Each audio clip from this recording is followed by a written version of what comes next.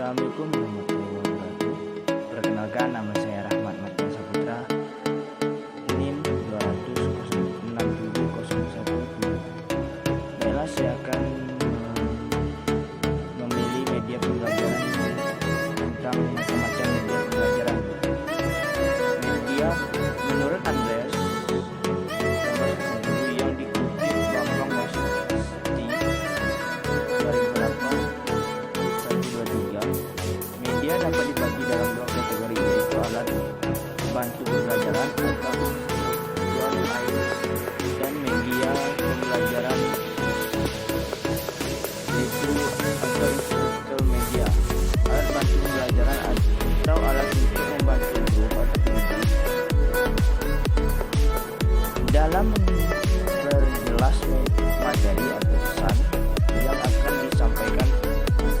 Oleh karena itu, alat bantu pembelajaran disebut juga alat bantu mengajar atau teaching aids, atau misalnya OHP atau OHT, film, bingkai atau silinder, foto, peta, poster, grafik, flip chart, model benda sebenarnya, dan sampai kepada lingkungan belajar yang dimanfaatkan untuk memperjelas materi pembelajaran. 1. Pengertian media pembelajaran. Pengertian media pembelajaran adalah paduan antara bahan dan alat atau perpaduan antara software dan hardware atau Sediman dan kawan-kawan 1996-25. Mengutip publikasi online dari Universitas Negeri Yogyakarta, media pembelajaran bisa dipahami sebagai media yang digunakan dalam proses dan tujuan pembelajaran. Pada hakikatnya, proses pembelajaran juga merupakan komunikasi. Maka, media pembelajaran bisa dipahami sebagai media komunikasi yang digunakan dalam proses komunikasi tersebut. Media pembelajaran memiliki peran penting sebagai sarana untuk menyalurkan pesan pembelajaran. Menurut Anderson 1987 yang dikutip Bambang Wasita 2008, media dapat dibagi dalam dua kategori, yaitu alat bantu pembelajaran instruksional aids dan media pembelajaran instruksi media. Alat bantu pembelajaran atau alat untuk membantu guru atau pendidik dalam mempelajari materi atau pesan yang akan disampaikan.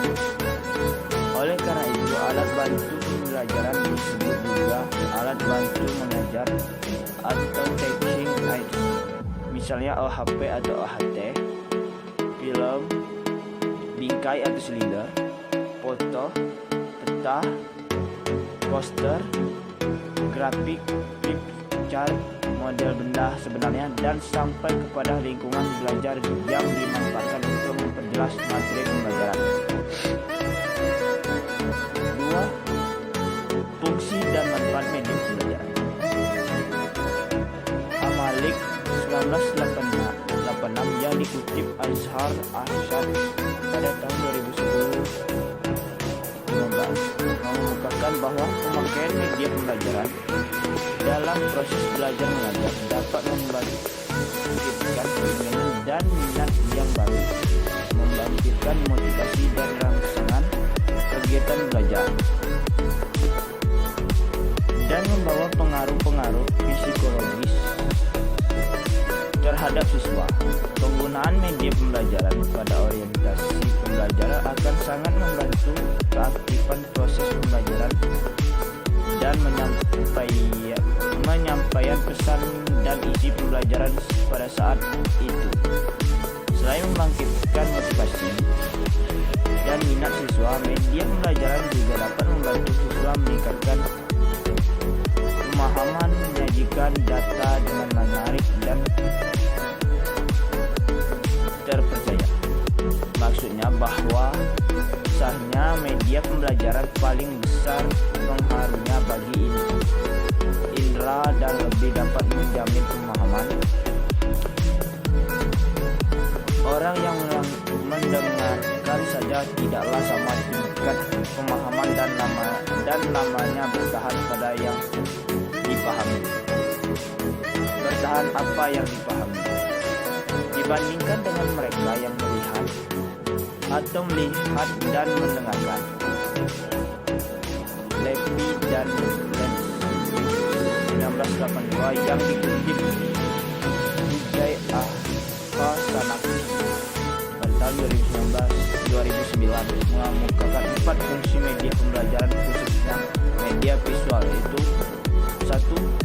Fungsi atensi, 2. Fungsi afektif, 3. Fungsi kognitif, 4. Fungsi kompensatoris. 5. Fungsi atensi media visual merupakan inti, yaitu menarik dan mengarahkan. Nana Sudjana dan Ahmad Riffal pada tahun 2002 mengemukakan manfaat media pembelajaran dalam proses belajar siswa, yaitu ada 4. 1.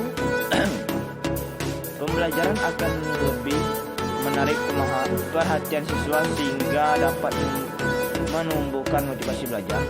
2. Bahan pembelajaran akan lebih jelas maknanya sehingga dapat lebih dipahami oleh siswa sehingga memungkinkan menguasai dan mencapai tujuan pembelajaran. 3. Metode mengajar akan lebih bervariasi, tidak semata-mata komunikasi verbal melalui penuturan kata-kata oleh guru, sehingga siswa tidak bosan dan guru tidak kehabisan tenaga, apalagi bila guru mengajar pada setiap jam pelajaran. Dan yang terakhir, siswa dapat lebih banyak melakukan kegiatan belajar sebab tidak hanya mendengarkan layar guru, tetapi juga aktivitas lain seperti mengamati, melakukan mendemonstrasikan, dan memamerkan, dan lain-lain. Beberapa manfaat praktis dari penggunaan media pembelajaran di dalam proses belajar mengajar sebagai berikut. Ada 4 manfaat praktis, yaitu 1.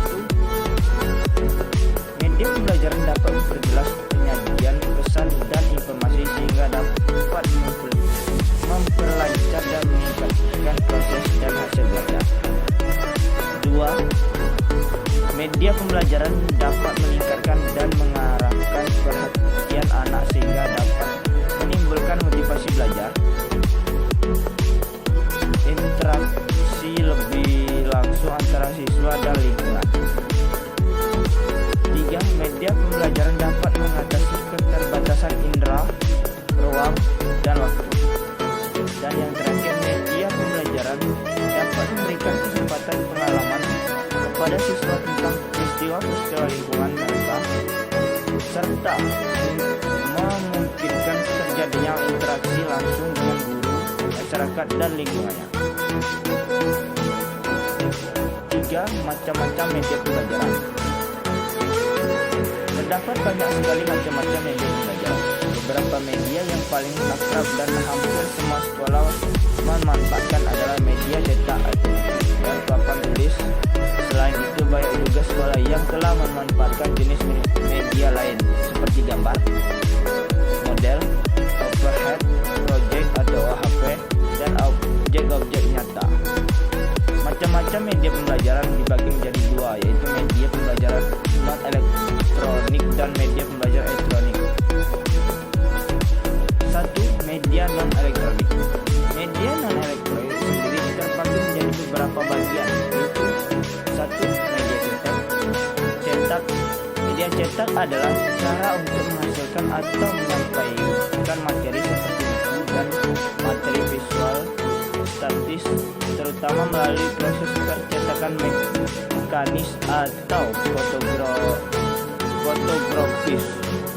Contohnya media cetak ini antara lain buku teks, modul, buku petunjuk, grafik, foto, lembar, lembar lepas, lembar kerja, dan sebagainya.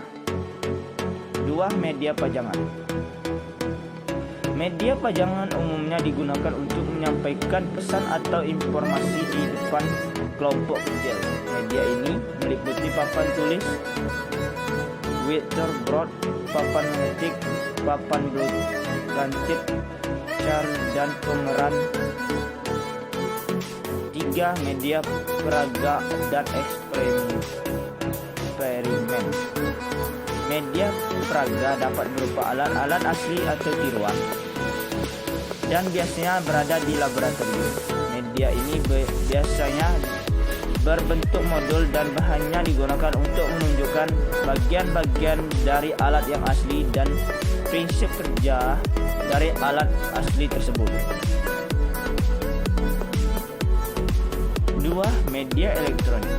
Media elektronik juga terbagi menjadi beberapa bagian, yaitu 1. Overhead project atau OHP. Media transparansi atau overhead transparansi atau OHT sering kali disebut dengan nama perangkat kerasnya, yaitu OHP atau overhead project. Media transparansi adalah media visual proyeksi yang dibuat di atas bahan transparan, biasanya film, pakai kaca atau plastik berukuran 81/2 kali 11 yang digunakan oleh guru untuk memvisualisasi konsep, proses, fakta, statistik, kerangka outline atau ringkasan di depan kelompok kecil atau besar. Kelebihan kegunaan media pembelajaran yaitu 1. Memperjelas penyajian pesan agar tidak terlalu bersifat verbalistik atau dalam bentuk kata-kata tertulis atau lisan berlaku. 2. Mengatasi perbatasan ruang, waktu, dan daya indera seperti A. Objek yang terlalu besar digantikan dengan realitas gambar, film, bingkai, film atau model. B. Objek yang kecil dibantu dengan proyektor mikro, film, bingkai, film atau gambar.